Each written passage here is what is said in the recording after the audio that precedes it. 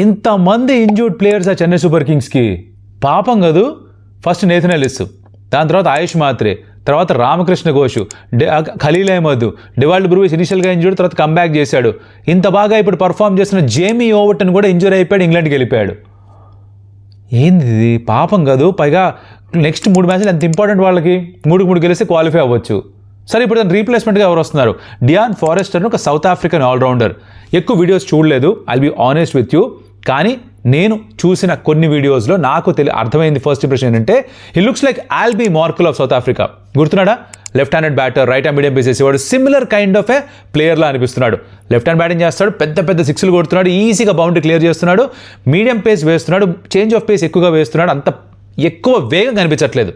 కానీ he's not available for the game against Lucknow Super Giants. ఇదొక problem. ఇంకొక replacement Ayush మాత్రేకి McNeil Noronha, batter off spin వేస్తాడట. సో వీళ్ళు రీప్లేస్మెంట్స్గా వచ్చారు, కానీ ఎవరు ఆడతారో ఏంటో చూడాలి మరి.